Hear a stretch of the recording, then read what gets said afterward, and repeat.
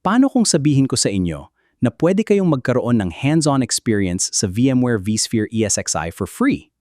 Come and join me and I will show it to you guys. Ngayon, how to register. That's the most important thing kasi hindi nyo magagamit nito using your Gmail and Yahoo Mail. So it's pretty simple. If you're working in a company, you can definitely use this one to register. So click enroll and then register. Ignore this one, just click refresh, then follow this link below, going to Broadcom. So you need to create an account for Broadcom kasi sila na may-ari ng VMware ngayon.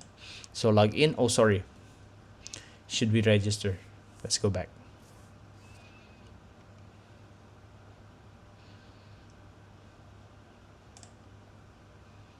Register. Then use your company email here and just follow the registration process. So once you're done, you will be receiving a authentication to your email. Then you can definitely start using the Hands-on Lab from VMware. Alright, so nakalagin na tayo ngayon. So sobrang daming content dito. Kailangan natin i-breakdown kung paano nyo hanapin yung kailangan ninyo. So on the left side, dito nyo makikita yung filter natin. Meron tayong catalogs, products, tags, and languages.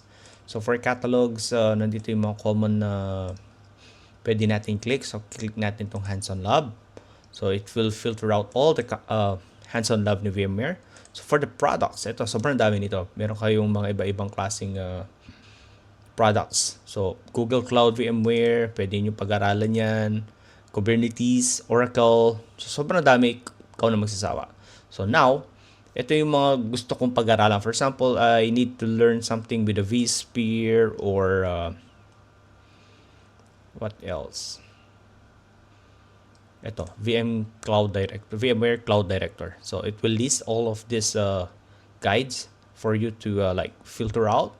So, pero may specific tayong hinahanap dito. It is itong Virtualization 101. So what I found out is this course gives you this specific module. So module 1 is Introduction to Management with vCenter Server. Module 2, Introduction to vSphere Networking and Security. And Module 3 is Introduction to vSphere Storage and Additional Information. So, paano ba gamitin ito? Simple lang. So, enroll natin yan, guys. Now, you can definitely start with the lab already. But for me, saan ba yan? Usually, merong start server. Ito na pala yung sinasabi ko. So, test your browser compatibility. So, run test. Let's see how it will it ever pass the test if kaya ng browser natin or speed ng connection natin itong Hands-on Lab. So sabi niyo dito is your connection may be too slow. So 8 MB, I mean it doesn't matter. You can definitely still try this one. So let's just wait for this. But if ever, you can just immediately start the lab. So I'll be proceeding to start the lab now. So let's wait. What I like with this VMware Hands-on Lab is it really is generous to teach you hands-on lab for this virtualization. Guys, I'm telling you that napakahirap maghanap ng isang course na merong virtualization. When I started learning virtualization is actual work na yon. So, sobrang hirap galawin ng mga server na nasa production na, which it takes me like a year to know how to figure out this one. Because I am telling you guys, nasa infrastructure ako, more on the networking side ako. Sa system talaga, zero. Ang alam ko lang dati is to spin up a VMware inside, a server inside a VMware, which is not enough. Because you need to be ahead of the candidates as well. So, good thing na talaga nakuha ko. Hindi ko na paano ko na-hire. But I'm very thankful na ito, I'm sharing you this website para sa inyo, para matuto kayo. So how to use this one? Let's get started. Okay. So, what you can see here is it's a desktop. So, lab description, meron tayo sa right side. Nandito yung guide, how to access this. First time using the lab. So, sasabihin nyo dito, first time to access the lab. So, you'll just see all of this thing is Okay, meron pa palang PDF dito. So, download natin yan. So, console, marami yan. So, kiklik mo lang yan, lalabas na agad yung mga server or anything. For example, ito lumabas na yung virtualization na I'm not sure. Sorry, because the first time ko rin ito makita. So, console, let's see. Anyway, saan ba yan? Probably nandito yan. Firefox. Kasi kailangan natin i-access yung ESXi or vSphere. So, let's start with this one. So, ayan. Sobrang detailed nito na kayo na mismo matututo kayo talaga how to access this thing.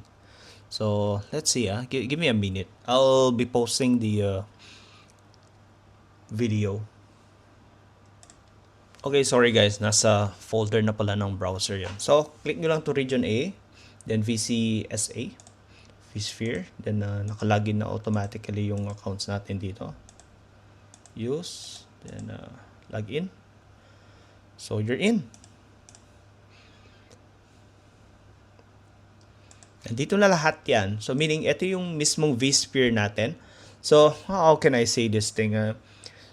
It's not really easy when you started learning virtualization. So, una, it will be overwhelming. Hindi siya little bit overwhelming. It's overwhelming talaga if you're coming from a networking side.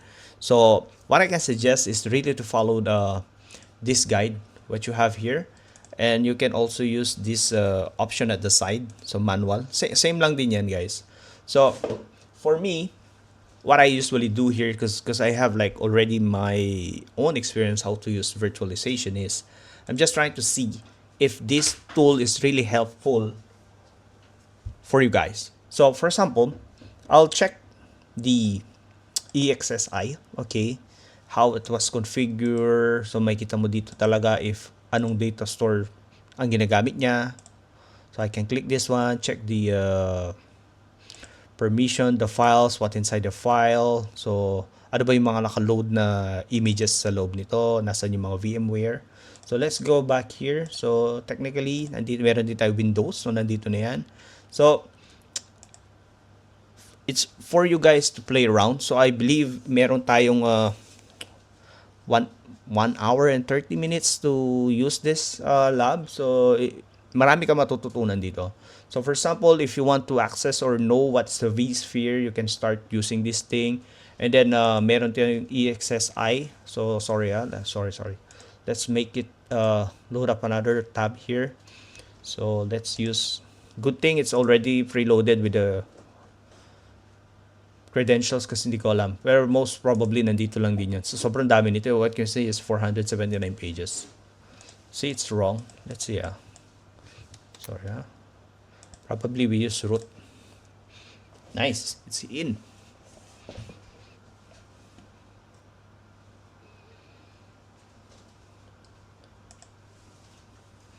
So, ito nakikita mo na ESXi na yan. It's the same thing na pwede nyong i-load up dito sa loob ng vSphere nyo. Pwede nyo i-add yan dito. So, for you guys to learn, I'll give it a shot that you must use this tool for you to learn virtualization. Okay. Honestly, I'm not the best person to teach you system, but the virtualization, but what I really offer is helping you guys to learn virtualization the right way. So spinning up a VMware or a server from your VMware, it's okay, but if you want to learn more, you need to go deeper than that, which is ito yun. So if you're looking to move from one career to another, this is the best way to learn actually. You have this tool. You know how difficult to run this vSphere or ESXi from your own device is so difficult. You need to have a very good specs for you to run it. So, it's for you to like check everything here, access the windows, everything, play it around. You can do SSH for going to this ESXi. So, it's for you to learn. Hope you enjoyed this one. Happy learning.